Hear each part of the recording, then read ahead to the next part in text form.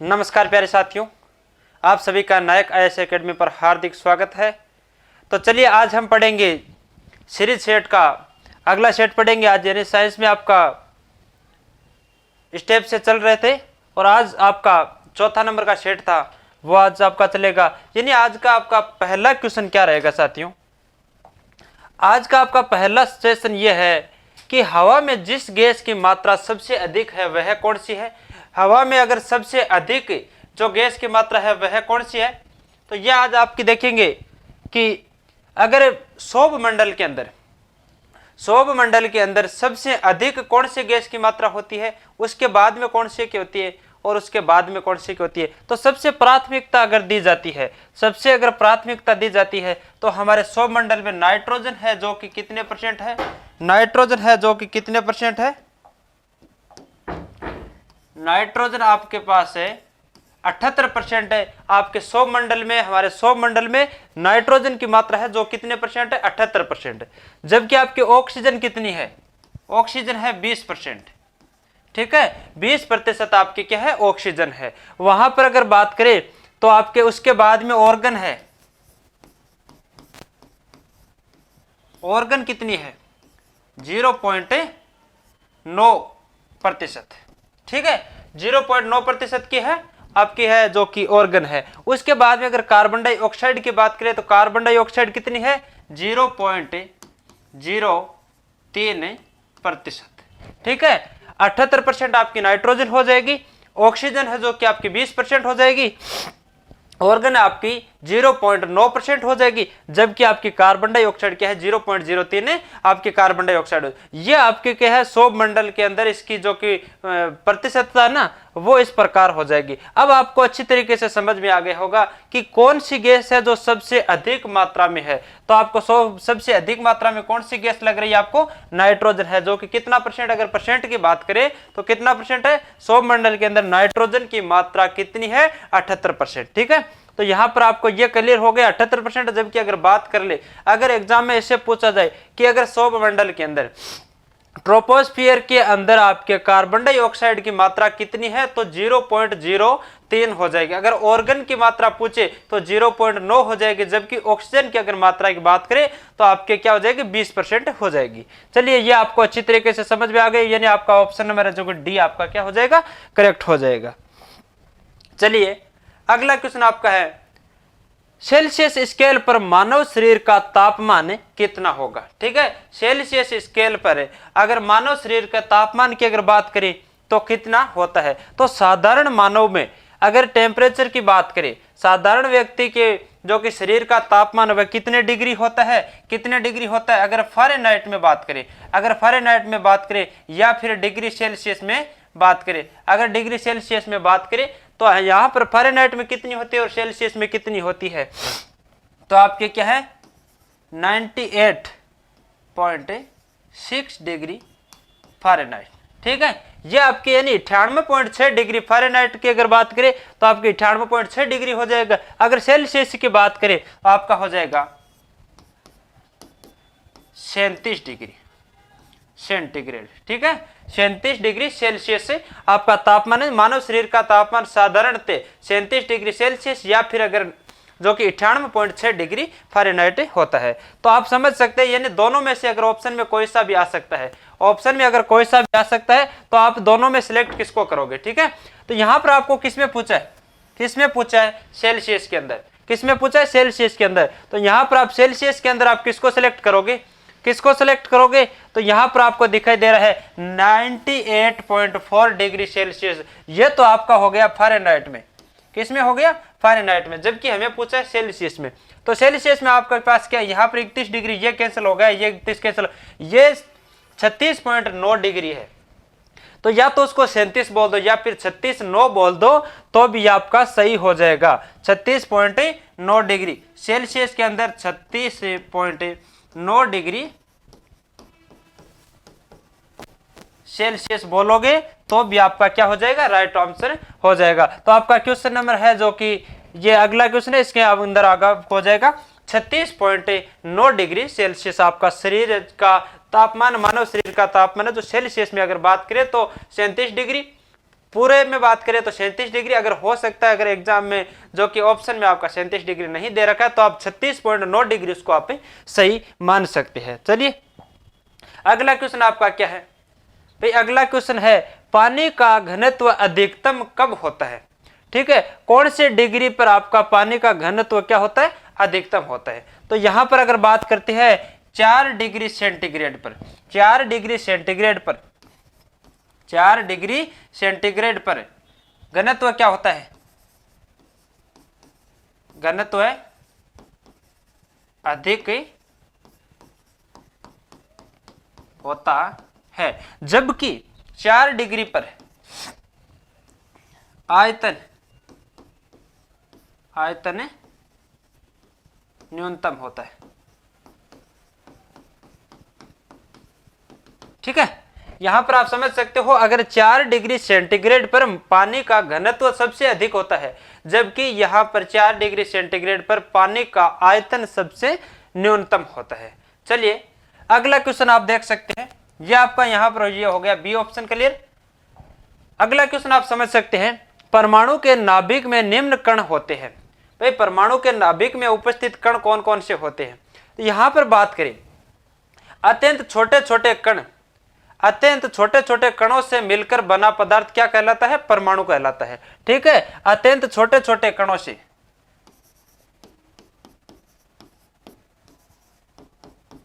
छोटे छोटे कणों से मिलकर बना पदार्थ, मिलकर बना पदार्थ क्या कहलाता है, परमाणु कहलाता है। परमाणु क्या कहलाता है, परमाणु कहलाता है। अत्यंत छोटे छोटे कणों से मिलकर बना पदार्थ क्या कहलाता है, परमाणु कहलाता है। परमाणु के केंद्र में एक नाभिक होता है। ठीक है, परमाणु के केंद्र में क्या होता है, नाभिक होता है, और नाभिक के अंदर धनात्मक प्रोटॉन तथा आवेशहीन न्यूट्रॉन उपस्थित होता है। नाभिक के अंदर क्या उपस्थित होता है, नाभिक के अंदर क्या उपस्थित होता है, धनात्मक प्रोटॉन व ऋणात्मक आवेशहीन, क्या होता है, आवेशहीन न्यूट्रॉन। ठीक है, यहां पर आपका धनात्मक प्रोटॉन हो जाएगा और आवेशहीन न्यूट्रॉन हो जाएगा। तो यहां पर ये किस में हो जाएगा, नाभिक के अंदर उपस्थित कौन होते हैं, धनात्मक प्रोटॉन व आवेशहीन न्यूट्रॉन, जबकि ऋणात्मक इलेक्ट्रॉन आपके क्या है, नाभिक के चारों ओर बंद कक्ष के अंदर चक्कर लगाता है। कौन लगाता है, ऋणात्मक इलेक्ट्रॉन। ऋणात्मक इलेक्ट्रॉन है आपके क्या है, जो कि नाभिक के चारों ओर बंद कक्ष के अंदर चक्कर लगाता है। तो यहां पर उपस्थित कौन कौन हो जाएंगे, प्रोटॉन और न्यूट्रॉन आपके किस में उपस्थित हो जाएंगे, परमाणु के नाभिक में उपस्थित कौन हो जाएंगे, प्रोटॉन और न्यूट्रॉन। जबकि अगर बात करें इलेक्ट्रॉन की तो इलेक्ट्रॉन उपस्थित नहीं होता है, उसके जो कि नाभिक के चारों ओर चक्कर लगाता है। ठीक है, ये अच्छी तरीके से आपके समझ में आ गया होगा। प्रोटॉन है जो कि धनात्मक है और आपका न्यूट्रॉन है जो कि आवेश रहित है, ये न्यूट्रल है, इसमें कोई धनात्मक या फिर ऋणात्मक कण नहीं होता है। जबकि इलेक्ट्रॉन आपका ऋणात्मक है जो कि नाभिक के चारों ओर बंद कक्षा में चक्कर लगाता है। चलिए ये आपके अच्छी तरीके से समझ में आ गया होगा। यहां पर बात करें निम्नलिखित में से किस में ऋणात्मक आवेश होता है, किस में ऋणात्मक आवेश होता है। तो आप समझ सकते हैं यहां पर अल्फा किरण के अंदर धनात्मक किरण होती है। ठीक है, इसमें अल्फा किरण के अंदर धनात्मक किरण होती है, जबकि बीटा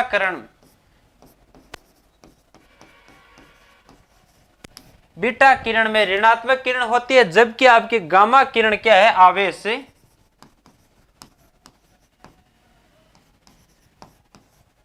गामा किरण आपकी क्या है, आवेशहीन किरण है। तो आप समझ सकते हैं निम्नलिखित में से ऋणात्मक आवेश कौन सा होता है। तो आप ऋणात्मक की बात करें तो आपकी बीटा किरण क्या है, ऋणात्मक आवेश होता है। तो आप इसको क्या करोगे, बीटा किरण को सिलेक्ट कर सकते हो। तो हो सकता है आपके अच्छी तरीके से समझ में आ गया होगा। तो चलिए अगला क्वेश्चन आपका क्या है जिस तत्व में परमाणु में, जिस तत्व के परमाणु में 2 इलेक्ट्रॉन, 2 प्रोटॉन व 2 न्यूट्रॉन उपस्थित हो तो उस तत्व का द्रव्यमान संख्या कितनी होगी। ठीक है, तो आप समझ सकते हो जब 2 इलेक्ट्रॉन, 2 न्यूट्रॉन, 2 प्रोटॉन जिस परमाणु में उपस्थित हो तो उस तत्व का द्रव्यमान संख्या कितनी होगी, 4 होगी। ठीक है, 2 प्रोटॉन, 2 न्यूट्रॉन और 2 इलेक्ट्रॉन जहां पर उपस्थित हो उस तत्व का द्रव्यमान संख्या क्या होगी, तो आपकी 4 हो जाएगी। ठीक है, ये आपका ऑप्शन नंबर क्या है, बी आपका क्या हो जाएगा, क्लियर हो जाएगा। चलिए अगला क्वेश्चन आपका क्या है भाई, स्वचालित घड़ी है, स्वचालित कलाई घड़ियों में ऊर्जा मिलती है। ठीक है, तो सबसे पहले आप समझिएगा कि ये एक ऑटोमेटिक घड़ी होती थी, ये एक ऑटोमेटिक घड़ी होती है जिसका आजकल प्रचलन नहीं है, जो कि वर्तमान में इसका उपयोग बहुत कम हो रहा है। तो आप क्या, इसमें ऊर्जा कहाँ से संचित होती थी, इसमें ऊर्जा कहाँ से संचित होती थी, तो ये कलाई की घड़ी होती थी और इसके अंदर जैसे भी आप हाथ को इधर उधर हिलाते, जैसे भी हाथ को इधर उधर हिलाते तो हिलाने से क्या होती थी, इसमें ऊर्जा संचित होती थी। हाथ के इधर उधर हिलाने से ऊर्जा संचित होती थी, जो आपके स्प्रिंग के एंटन से इसमें ऊर्जा संचित होती रहती थी। तो आप कह सकते हो आजकल इसका प्रचलन हो चुकी इतना ज्यादा नहीं रहा है। ठीक है, आप समझ सकते हैं, लेकिन इसका एक कारण और है, ये जब तक हाथ के ऊपर रहती, जब तक आप हाथ के ऊपर बंधा रखती थी तब तक ये चलती, हाथ से खोल कर रखने के कुछ देर बाद में ये अपने आप बंद हो जाती है। क्यों हो जाती है, क्योंकि इसको जो ऊर्जा मिलती है वह हाथ को इधर उधर हिलाने से ही मिलती थी, उसके बाद में ये जो कि तुरंत बंद हो जाती थी। ठीक है, तो आप कह सकते हो कि ऊर्जा कहाँ से मिलती है, हाथ के विभिन्न संचलन से। ठीक है, हाथ के विभिन्न संचलन से, यानी हाथ के इधर उधर हिलाने से, हाथ के इधर उधर हिलाने से या फिर हाथ के विभिन्न संचलन से इसकी जो कि ऊर्जा इसको संचित होती थी, यानी ये स्प्रिंग की एंटन से इसको ऊर्जा संचित होती रहती थी। एक और क्वेश्चन है कि अगर हाथ की घड़ी के अंदर जो चाबी वाली घड़ी होती है उसमें कौन सी ऊर्जा संचित होती थी, तो इसमें अगर एक ऊर्जा होती है गतिज और एक स्थितिज ऊर्जा होती है, तो घड़ी में जब चाबी वाली घड़ी में कौन सी ऊर्जा संचित होती है, तो उसमें हमेशा स्थितिज ऊर्जा संचित होती है। ठीक है, स्थितिज ऊर्जा संचित होती है। ठीक है, तो आप समझ सकते हो स्वचालित कलाई घड़ियों में ऊर्जा कहां से संचित होती है, हाथ के इधर उधर हिलाने से या फिर हाथ के संचलन से। चलिए अगला क्वेश्चन आपका, अगला क्वेश्चन है, ऐसे परमाणु जिसमें प्रोटॉन की संख्या समान हो परंतु न्यूट्रॉन की संख्या भिन्न भिन्न हो, ऐसी कंडीशन क्या कहलाती है, आपकी समस्थानिक कहलाएगी या फिर समदाबी कहलाएगी या फिर समावयवी कहलाएगी या फिर सम न्यूट्रॉनिक्स कहलाएगी। तो साथियों अगर बात करें जिसमें प्रोटॉन की संख्या समान हो और न्यूट्रॉनों की संख्या भिन्न भिन्न हो, वह क्या कहलाता है, वह क्या कहलाता है, जिसमें प्रोटॉनों की संख्या समान हो न्यूट्रॉनों की संख्या भिन्न भिन्न हो, वह क्या कहलाता है, समस्थानिक कहलाता है। क्या कहलाता है, समस्थानिक कहलाता है। यहां पर बात करें समदाबी की तो इसको आप समबारीक भी कह सकते हो। क्या कह सकते हो, समबारीक, आप इसको समबारीक भी कह सकते हो। अब समबारीक की अगर परिभाषा की बात करें तो परमाणु भार समान हो लेकिन परमाणु क्रमांक अलग अलग हो। ठीक है, परमाणु भार जिसका समान हो, परमाणु क्रमांक अलग अलग हो, उसको आप क्या कहेंगे, जो कि आपके समबारीक कहेंगे। क्या कहेंगे, समबारीक कहेंगे। अब अगर बात आती है समावयवी की, अगर इसको अगर परिभाषा की बात करें तो जिसका आणविक सूत्र समान हो, जिसका आणविक सूत्र समान हो लेकिन संरचनात्मक सूत्र अगर अलग अलग हो, आणविक सूत्र समान हो, संरचनात्मक सूत्र अगर अलग अलग हो तो उसको क्या कहेंगे, समावयवी कहेंगे। अगर बात करें सम न्यूट्रॉनिक्स की, सम न्यूट्रॉनिक्स की, तो जिसमें न्यूट्रॉनों की संख्या समान हो, जिसमें न्यूट्रॉनों की संख्या समान हो जबकि प्रोटॉनों की संख्या अलग अलग हो, तो उसको क्या कहेंगे, सम न्यूट्रॉनिक्स कहेंगे। क्या कहेंगे, सम न्यूट्रॉन, जिसमें न्यूट्रॉनों की संख्या समान हो, परमाणुओं की संख्या प्रोटॉनों की संख्या अलग अलग हो, वह क्या कहलाएगा, सम न्यूट्रॉनिक्स कहलाएगा। ठीक है, तो आप समझ तो इसमें कौन आएगा, जिसमें प्रोटॉनों की संख्या समान हो लेकिन न्यूट्रॉनों की संख्या अलग अलग हो, तो भिन्न भिन्न हो, तो यह आपका क्या कहलाएगा, समस्थानिक स्थानिक कहलाएगा। ठीक है, चलिए अगला क्वेश्चन है, जूल ऊर्जा से उसी तरह संबंधित है, जूल ऊर्जा से उसी तरह संबंधित है जैसे पास्कल संबंधित है। तो चलिए आप समझ सकते हैं जूल ऊर्जा से किस प्रकार रिलेटेड है। तो ऊर्जा का मात्रक क्या है, ऊर्जा का मात्रक है, क्या है भाई, ऊर्जा का मात्रक क्या है, जूल है। तो यहां से आपको पता चला कि ये ऊर्जा का मात्रक है। तो आपको पता है पास्कल किसका मात्रक है भाई, पास्कल किसका मात्रक है, दाब का मात्रक क्या है, पास्कल। ठीक है, तो यहां पर आप समझ सकते हो ऊर्जा अगर जूल अगर ऊर्जा का मात्रक है तो पास्कल भी किसी न किसी संख्या का मात्रक होगा, और वह किसका मात्रक है, दाब का मात्रक है। ठीक है, तो आप समझ सकते हो अगर दाब का मात्रक पास्कल है तो आपका ऑप्शन नंबर क्या हो जाएगा, ऑप्शन नंबर क्या हो जाएगा, दाब। जैसे आपको दबाव बोलोगे तो भी दाब या दबाव या फिर प्रेशर कुछ भी बोल दो, ये दबाव तो दबाव ही रहेगा। तो आप इसको समझ सकते हो, यानी दाब किसका मात्रक है, पास्कल का। ठीक है, सॉरी पास्कल किसका मात्रक है, दाब का। ठीक है, आप समझ गए होंगे। चलिए अगला क्वेश्चन है, निम्नलिखित में से कौन सा सही नहीं है, निम्नलिखित में से कौन सा सही नहीं है।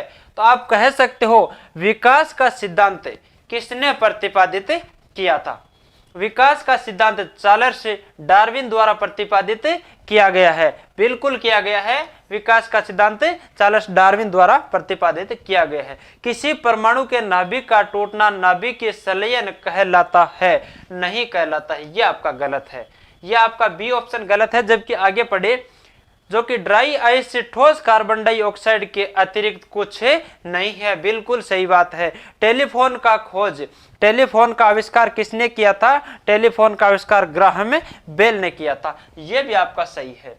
ठीक है, आपका यह सही है। लेकिन अब अगर बात करें यहां पर यह गलत क्यों है, किसी परमाणु के नाभिक का टूटना नाभिक के संलयन कहलाता है, यहां पर इसको गलत कर दिया। लेकिन सही क्या है, तो आप कहोगे परमाणु के नाभिक, किसी परमाणु के नाभिक का टूटना नाभिक के विखंडन कहलाता है। ठीक है,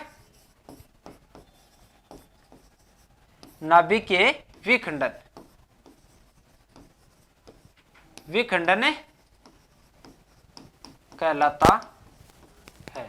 ठीक है, आप समझ सकते हो कि परमाणु के नाभिक का टूटना नाभिक के विखंडन कहलाता है, जबकि संलयन नहीं कहलाता है। किसका है, ये परमाणु संलयन का भाग है। ठीक है, आप समझ सकते हैं नाभिक के विखंडन आ जाता तो यहां पर ये सही हो जाता। चलिए अगला क्वेश्चन आपका है, निम्नलिखित में से कौन सी राशि रिएक्टर पैमाने पर मापी जाती है।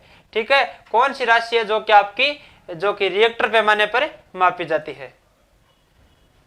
तो कौन सी राशि है जो रिएक्टर पैमाने पर मापी जाती है, हिमानदी की चाल, या फिर जनसंख्या वृद्धि, या फिर भूकंप की तीव्रता, या फिर पृथ्वी के अंदर का तापमान। तो आपको पता है भूकंप की तीव्रता किसमें मापी जाती है, भूकंप की तीव्रता किसमें मापी जाती है।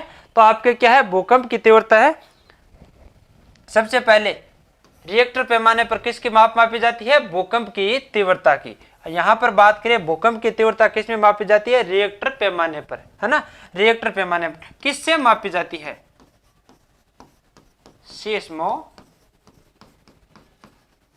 सीस्मोग्राफ से, जो कि भूकंप की तीव्रता मापने वाला जो यंत्र है उसको क्या कहा जाता है, जो कि आपका सीस्मोग्राफी कहा जाता है। ठीक है, और इसके जो स्केल है वह आपकी रिएक्टर पैमाना हो जाएगी। ठीक है, तो इससे आप समझ सकते हैं। अगला क्वेश्चन है, भूकंप की तीव्रता का मापन किया जाता है। ठीक है, भूकंप की तीव्रता का मापन किया जाता है, तो आप कह सकते हो केल्विन पैमाने पर। भूकंप की तीव्रता किस में मापी जाती है, रिएक्टर पैमाने पर। किस में मापी जाती है, रिएक्टर पैमाने पर। अब केल्विन पैमाने पर क्या मापा जाता है, उष्मा। केल्विन पैमाने पर क्या मापा जाता है, उष्मा। रिएक्टर पैमाने पर क्या मापा जाता है, भूकंप की तीव्रता, भूकंप की तीव्रता। और डेसिबल में आपके क्या मापा जाता है, डेसिबल में क्या मापा जाता है, ध्वनि की तीव्रता, और आपके पास्कल में क्या मापा जाता है, आपका दाब मापा जाता है। ठीक है, दाब किस में मापा जाता है, पास्कल में। ध्वनि की तीव्रता किस में मापी जाती है, डेसिबल में। और आपके भूकंप की तीव्रता किस में मापी जाती है, रिएक्टर पैमाने में। और आपकी उष्मा का जो मापन है वह केल्विन में किया जाता है। ठीक है, उष्मा किस में मापी जाती है, केल्विन में। तो आप समझ सकते हैं कि आपका आंसर कौन सा सही रहेगा, रिएक्टर पैमाने पर क्या मापा जाता है, भूकंप की तीव्रता। तो आप समझ सकते हैं इससे। यहां पर आप कहेंगे 1 माइक्रोन बराबर होता है। ठीक है, 1 माइक्रोन बराबर कितना होता है, तो आपका 1 माइक्रोन बराबर 1/1000 मिलीमीटर बराबर 1 माइक्रोन होता है। 1 माइक्रोन होता है। 1/1000 मिलीमीटर बराबर क्या होता है, 1 माइक्रोमीटर, जो कि माइक्रोन होता है। तो आप समझ सकते हो 1/1000 मिलीमीटर, मतलब यहां पर आपका ऑप्शन नंबर क्या हो जाएगा, सी राइट हो जाएगा। चलिए अब अगर बात करें 1 पिकोग्राम बराबर होता है, 1 पिकोग्राम बराबर होता है जो कि 10⁻⁻9 ग्राम।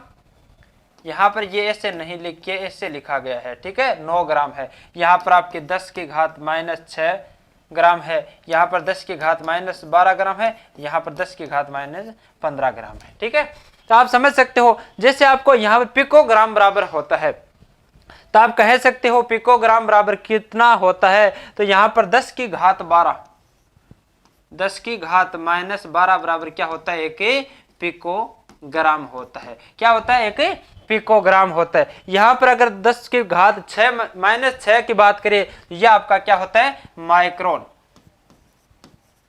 माइक्रो होता है। जबकि यहां पर 10⁻9 की बात करें, यह क्या होता है,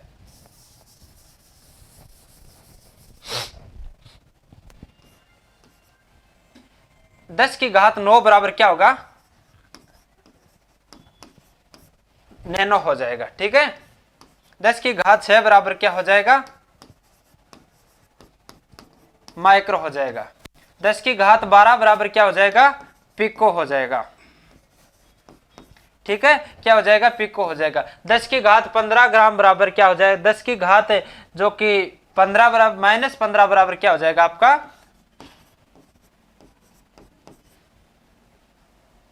आपके क्या हो जाएगा, पेम्टो हो जाएगा। ठीक है, तो 10⁻−15 बराबर आपका क्या हो जाएगा, पेम्टो हो जाएगा। तो आप सिलेक्ट कर सकते हो पिकोग्राम बराबर क्या हो जाएगा, ऑप्शन नंबर सी। 10⁻−12 बराबर क्या होता है, 1 पिकोग्राम में हो जाता है। ठीक है, अगला क्वेश्चन आपकी स्क्रीन पर है, आप देखिए। एक डेसिबल इकाई है। ठीक है, डेसिबल इकाई का प्रयोग किसके मापन में होता है, तो आप समझ सकते हो उष्मा की तीव्रता के अंदर, या फिर प्रकाश के वेग के अंदर, या फिर ध्वनि की तीव्रता के अंदर, या फिर रेडियोधर्मी आवृत्ति के लिए, या फिर रेडियोधर्मी की आवृत्ति के लिए। तो यहां पर आप समझ सकते हो उष्मा की तीव्रता के लिए किसका मापन किया जाता है, उष्मा की तीव्रता किस में मापी जाती है, केल्विन में। ठीक है, यहां पर प्रकाश का वेग किस में मापा जाता है, कैंडेला में। या फिर ध्वनि की तीव्रता किस में मापी जाती है, डेसिबल में। और आपके रेडियोधर्मी आवृत्ति किस में मापी जाती है, क्यूरी में। ठीक है, यहां पर किस में मापी जाती है, क्यूरी में मापी जाती है। अब आप अंदाज लगा सकते हैं डेसिबल इकाई का प्रयोग किसके मापन में किया जाता है, ध्वनि तीव्रता के मापन में। ध्वनि तीव्रता किस में मापी जाती है, डेसिबल में। प्रकाश का वेग किस में मापा जाता है, कैंडेला में। जबकि उष्मा की तीव्रता किस में मापी जाती है, कैलोरी में। ठीक है, केल्विन में। तो और आपकी रेडियोधर्मी आवृत्ति किस में मापी जाती है, क्यूरी में मापी जाती है। ठीक है, चलिए अगला क्वेश्चन आपका क्या है, निम्नलिखित एसआई यूनिटों में से किसी का सही सुमेलित नहीं है। तो आप समझ सकते हैं ये आपके बल बराबर न्यूटन है, कार्य बराबर जूल है, द्रव्यमान बराबर किलोग्राम है, दाब बराबर डाइन है। तो यानी ये कौन सा सुमेलित है, कौन सा जोड़ा सही नहीं है, यह आपके एसआई यूनिट है। ये आपकी एसआई इकाई के अंदर कौन सा जोड़ा सुमेलित नहीं है? तो साथियों बल का मात्रक क्या है? बल का मात्रक क्या है? न्यूटन है। यह आपका क्या हो जाएगा? सही हो जाएगा। कार्य का मात्रक क्या है? जूल का। कार्य का मात्रक क्या है? जूल है। कार्य का मात्रक क्या है? जूल है। ऊर्जा का मात्रक क्या है? जूल है। तो यहाँ पर कार्य का मात्रक जूल है, तो इसका मतलब है यह भी आपका सही हो जाएगा। अगर द्रव्यमान की बात करें, द्रव्यमान का मात्रक क्या है? द्रव्यमान का मात्रक क्या है? किलोग्राम। द्रव्यमान का मात्रक क्या है? किलोग्राम। तो ये भी आपका सही हो जाएगा। लेकिन अब गलत कौन सा रहा? अब गलत कौन सा रहा? ये आपका डी गलत ही हो जाएगा। ठीक है, तो आपका डी गलत हो जाएगा। क्यों हो जाएगा? अब इसका रीजन क्या है? तो आप समझ सकते हो, ये द्रव्यमान का मात्रक क्या है? किलोग्राम है। कार्य का मात्रक क्या है? जूल है। बल का मात्रक क्या है? न्यूटन है। लेकिन दाब का मात्रक क्या है? दाब का मात्रक क्या है?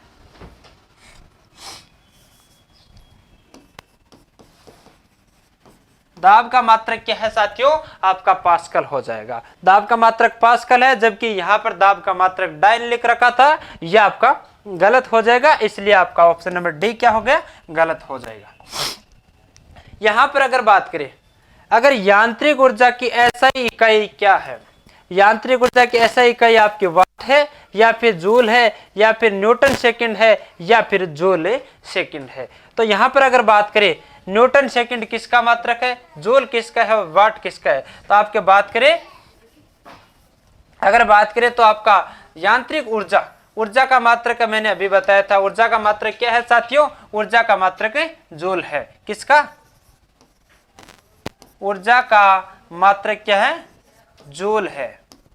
कार्य का मात्रक क्या है? जूल है। ठीक है, उष्मा का मात्रक क्या है? जूल है। यहां पर आपके तीन इकाइयों का मात्रक एक सेम है, जो कौन सा है? जूल है। तो आप ऊर्जा का मात्रक क्या करोगे? जूल करोगे। तो आपका ऑप्शन नंबर क्या हो जाएगा? बी क्या हो जाएगा? करेक्ट ऑप्शन हो जाएगा। चलिए अगला क्वेश्चन है, जूल ऊर्जा से उसी तरह संबंधित है जैसे पास्कल संबंधित है। जैसे जूल ऊर्जा का मात्रक उसी प्रकार पास्कल किससे संबंधित है? तो आपको पता है जूल ऊर्जा का मात्रक,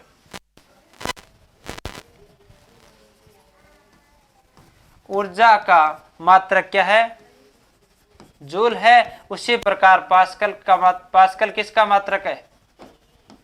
पास्कल है दाब का। ठीक है, दाब का मात्रक पास्कल है। तो आपका यह दबाव है, जो कि आपका सही हो जाएगा। चलिए ठीक है, अगला क्वेश्चन आपका क्या है? प्रकाश की गति है 3 × 10 की पावर, यह इस प्रकार लिखा गया है जैसे 10 की घात ऊपर 11 मीटर, यह है 10 की घात 8 मीटर, यह है 10 की घात 8 मीटर, यह 10 की घात 2 मीटर। यह इस प्रकार है, आप समझ सकते हैं। जबकि आपको पता है प्रकाश की गति कितनी होती है। तो साथियों बात करें प्रकाश की गति, प्रकाश की गति निर्वात में कितनी है? 3 × 10 की पावर 8 मीटर प्रति सेकंड। किस में होती है? निर्वात में प्रकाश की चाल कितनी होती है? निर्वात में प्रकाश की गति कितनी होती है? 3 × 10 की पावर 8 मीटर प्रति सेकंड क्या होती है? प्रकाश की गति हो जाती है। तो यह बहुत बार एग्जाम में पूछा गया क्वेश्चन है कि जब प्रकाश की गति सबसे जो कि अधिक कहाँ होती है? तो 3 × 10 की पावर 8 मीटर प्रति सेकंड किसकी गति है? प्रकाश की गति। वह भी जो कि आपके निर्वात के अंदर। ठीक है, तो आप समझ गए होंगे। तो आप में इसमें कौन सा करोगे? जैसे ऑप्शन नंबर सी आपका 3 × 10 की पावर 8 मीटर प्रति सेकंड क्या आपका जो कि प्रकाश की गति है या फिर प्रकाश की चाल कहलाती है। ठीक है, यहां पर आप समझ सकते हो तेल का एक बैरल निम्नलिखित में से लगभग कितना होता है? तो आपका तेल का एक बैरल बराबर कम से कम 159 लीटर होता है। ठीक है, यहां पर आपका लगभग 159 लीटर होता है एक तेल का बैरल। तो आप कह सकते हो 159 लीटर बोले तो आपका ए ऑप्शन क्या हो जाएगा? राइट हो जाएगा। ठीक है, अगर अगला क्वेश्चन की बात करें, निम्नलिखित में से कौन सा युग्म सुमेलित नहीं है? ठीक है। अगर कौन सा युगल सम्मिलित नहीं है, आप कह सकते हो हॉर्स पावर शक्ति की इकाई है, या फिर डेसिबल ध्वनि तीव्रता की इकाई है, और अगर समुद्री मील दूरी की इकाई है, या फिर सेल्सियस उष्मा की इकाई है। सेल्सियस है जो कि उष्मा की इकाई है। अगर आपको पता है अच्छी तरीके से, ठीक है, अच्छी तरीके से पता है, तो आप सोच सकते होगे कि HP बराबर शक्ति की इकाई, तो आप कह सकते हो HP किसकी इकाई है? शक्ति की। ठीक है, HP किसकी इकाई है? शक्ति की। शक्ति का मात्रक क्या है? वाट। क्या है? वाट हो जाएगा आपका। ठीक है, एक हॉर्स पावर बराबर HP बराबर क्या है? शक्ति की इकाई है। यहां पर आप कह सकते हो डेसिबल किसकी इकाई है? तो डेसिबल आपकी ध्वनि की इकाई है, तो ये भी आपका सही हो जाएगा। यानी आपको पूछा है सही नहीं है, उसको निकालोगे तो आपका HP शक्ति का मात्रक है, या फिर शक्ति की इकाई है, या फिर डेसिबल ध्वनि की इकाई है, उसको भी आपको राइट करना है। समुद्री मील दूरी की इकाई है, ये भी आपका सही हो जाएगा। समुद्री मील भी एक दूरी की इकाई है। ठीक है, और दूरी की और भी इकाई है। आप प्रकाश वर्ष भी किसकी इकाई है? दूरी की इकाई है। प्रकाश वर्ष भी किसकी इकाई है? दूरी की है। प्रकाश वर्ष भी किसकी इकाई है? दूरी की। अब आप कह दोगे पारसेक किसकी है? पारसेक किसकी है?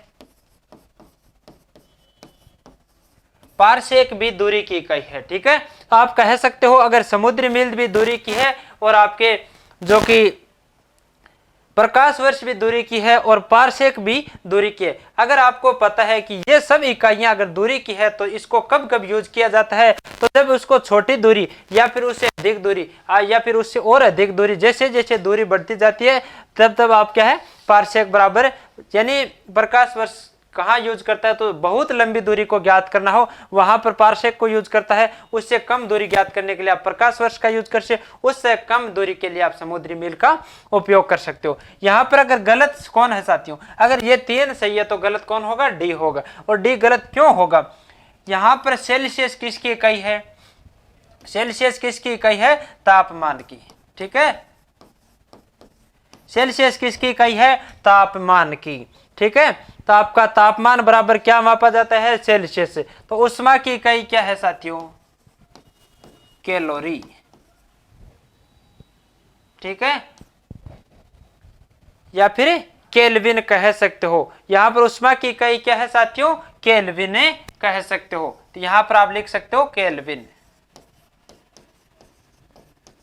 ठीक है, तो आप उष्मा की इकाई आपकी केल्विन हो जाएगी। सेल्सियस है जो कि तापमान की इकाई है, तो आप कह सकते हो ये आपका क्या हो जाएगा? गलत हो जाएगा। तो चलिए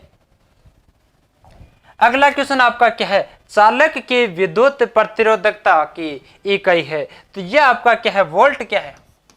ये किसकी इकाई है? फेरेड किसकी है?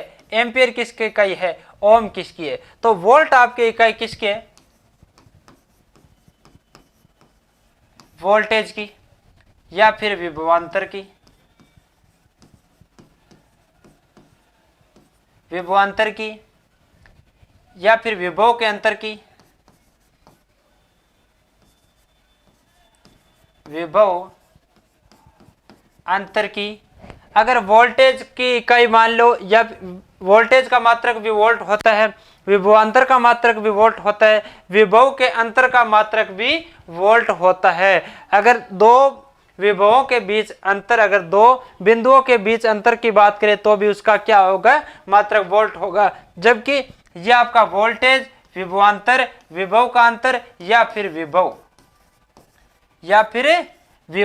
ये सब क्या है? एक वोल्टेज के उपनाम है, और इसका मात्रक क्या है? वोल्ट कहलाता है। ठीक है, आप समझ गए होंगे। अगर बात करें विद्युत धारिता की, किसकी? धारिता की, तो धारिता का मात्रक क्या होगा? धारिता का मात्रक फेरेड होगा, वोल्टेज का मात्रक वोल्ट होगा। अगर बात करें एम्पियर की, तो एम्पियर किसका मात्रक होता है? विद्युत धारा का। विद्युत धारा का मात्रक, विद्युत धारा का मात्रक क्या होगा? एम्पियर हो जाएगा। उसको किससे मापा जाता है? ए मीटर से मापा जाता है। ठीक है, तो उसका मात्रक क्या हो जाएगा? एम्पियर हो जाएगा। यहां पर अगर ओम की बात करें, तो यह आपका ओम हो जाएगा। और ओम की इकाई किसकी है? प्रतिरोधकता की। ठीक है,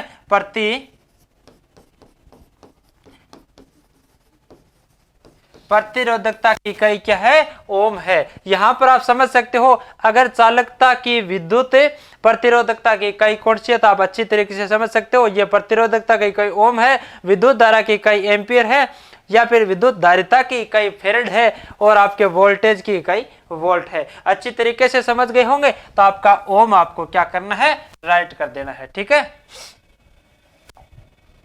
अगला क्वेश्चन आपका क्या है? किलोवाट घंटा मात्रक है, किलोवाट घंटा मात्रक है, जैसे आप कह सकते हो KWH किसका मात्रक है? KWH किसका मात्रक है? समय का। समय का मात्रक क्या है साथियों? सेकंड। समय का मात्रक क्या है? सेकंड है। द्रव्यमान का मात्रक क्या है? किलोग्राम। ठीक है, यहां पर आप कह सकते हो समय का मात्रक सेकंड है, या फिर द्रव्यमान का मात्रक क्या है? किलोग्राम है। विद्युत ऊर्जा का मात्रक क्या है? विद्युत ऊर्जा का मात्रक क्या है? जूल है। विद्युत ऊर्जा का मात्रक क्या है? जूल कह दो, या फिर विद्युत ऊर्जा का मात्रक या जूल कह दो, या फिर KWH कह सकते हो। ठीक है, या फिर किलोवाट घंटा कह सकते हो, किलोवाट घंटा कह सकते हो। जैसे समय का मात्रक क्या आपका? सेकंड कहलाता है। ठीक है, द्रव्यमान का मात्रक किलोग्राम में कहलाता है, या फिर उसको किलोग्राम में कह सकते हो। विद्युत ऊर्जा का मात्रक, विद्युत ऊर्जा का मात्रक या फिर जूल कह सकते हो, या फिर इसको KWH बोले तो किलोवाट घंटा कह सकते हो। अगर विद्युत शक्ति की बात करें, विद्युत शक्ति की बात करें तो इसमें किस में आती है? आपके वाट में दर्शित होती है। उसका मात्रक क्या होगा? विद्युत शक्ति का मात्रक होगा वाट हो जाएगा। ठीक है, तो आप समझ सकते हो विद्युत शक्ति का मात्रक क्या है?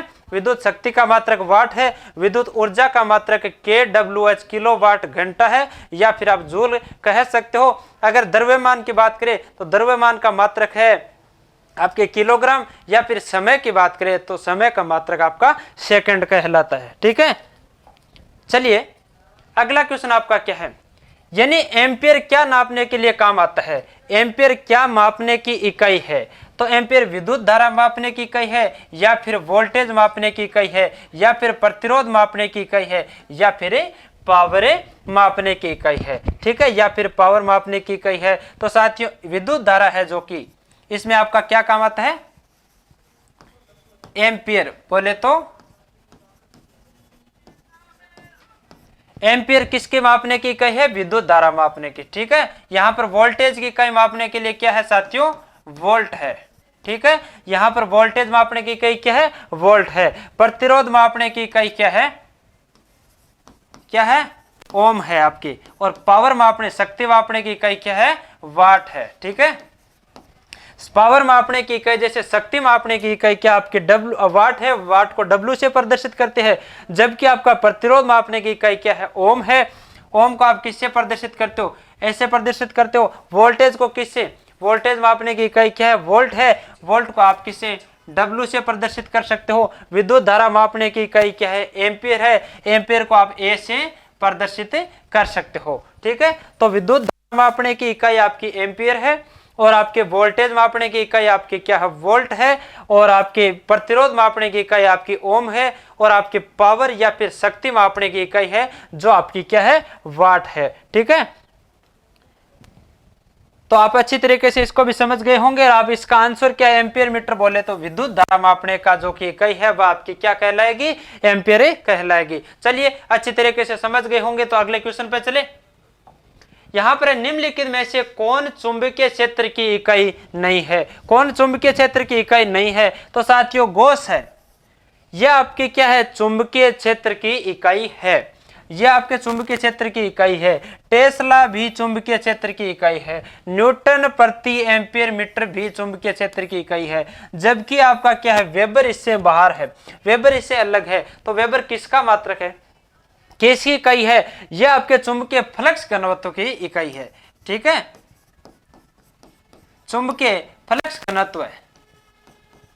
चुंबकीय फ्लक्स घनत्व की इकाई कौन सी आपकी वेबर है। ठीक है, चुंबकीय फ्लक्स घनत्व की इकाई क्या है, वेबर है, जबकि यह चुंबकीय क्षेत्र से संबंधित है, यह चुंबकीय फ्लक्स घनत्व की है, इसलिए यह उससे अलग हो जाएगी। चलिए ये आपका ऑप्शन नंबर डी क्या हो जाएगा, क्लियर हो जाएगा। ठीक है, तो आप अगला क्वेश्चन समझिएगा। अगला क्वेश्चन समझिए, निम्नलिखित में से किसे 1500 डिग्री सेंटीग्रेड से अधिक तापमान मापने के लिए काम आता है। 1500 डिग्री से अधिक तापमान मापने के लिए आपको लाया जाता है, वह यंत्र कौन सा कहलाता है। ताप विद्युत युग्म थर्मामीटर, या चिकित्सा संबंधित थर्मामीटर, या फिर प्लेटिनम प्रतिरोधक जो कि प्रतिरोध थर्मामीटर, या फिर पायरोमीटर। तो आपको पता है ताप मापने के लिए, सामान्य ताप मापने के लिए, सामान्य ताप मापने के लिए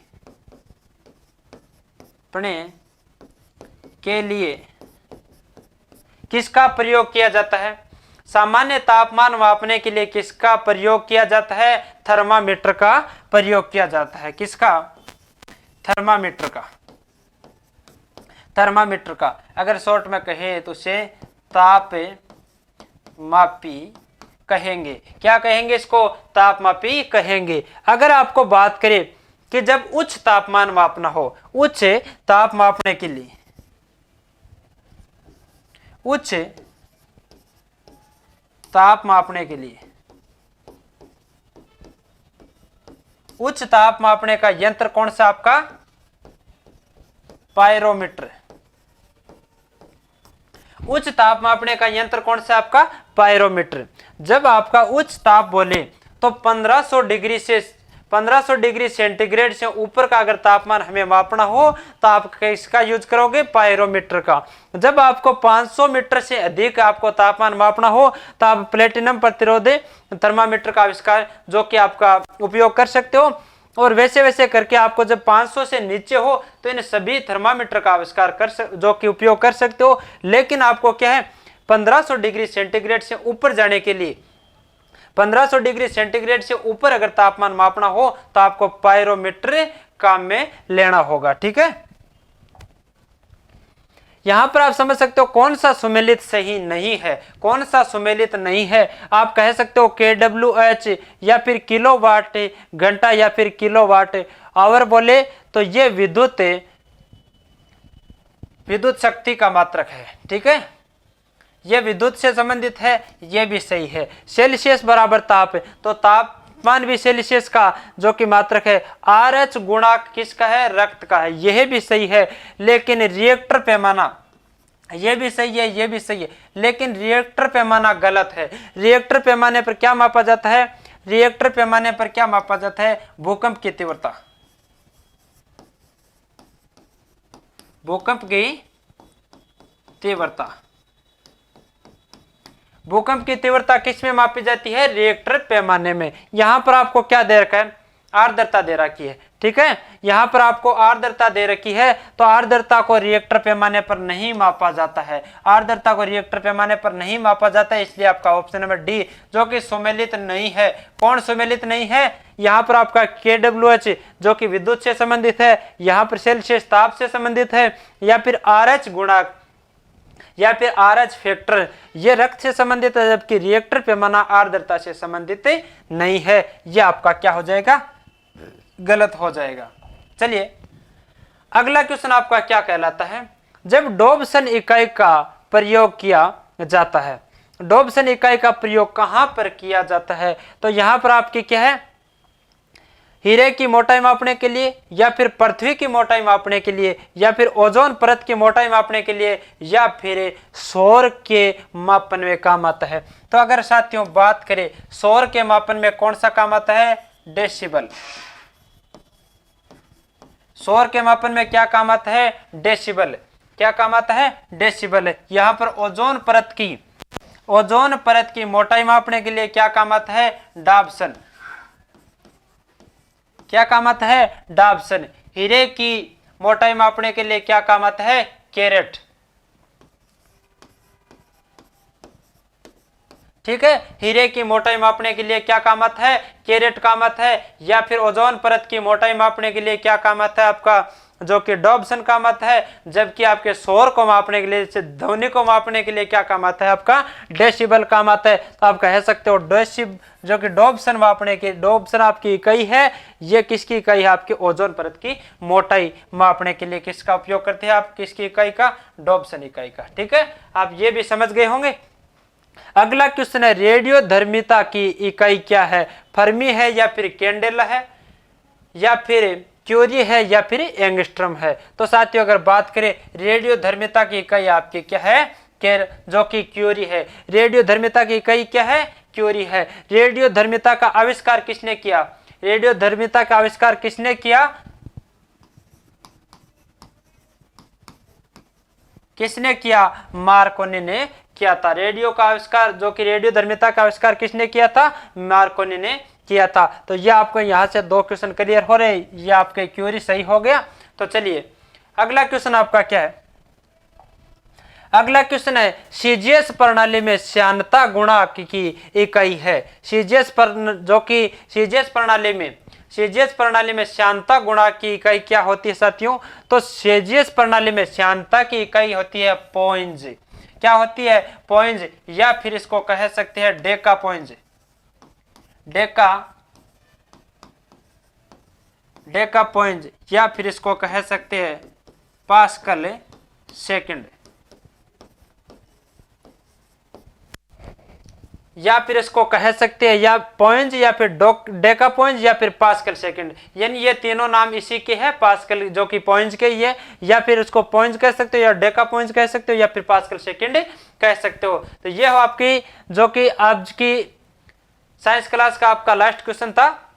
तो चलिए साथियों, हो सकता है आप सभी के अच्छी तरीके से समझ में आ रहे होंगे, और जो कि आपके सबसे महत्वपूर्ण प्रश्न में से ये सब आपके लिए लेकर आए हैं। तो चलिए साथियों, आप सभी का सहयोग ऐसे ही बना रहे। तो मिलते हैं नेक्स्ट वीडियो में, तब तक के लिए जय हिंद।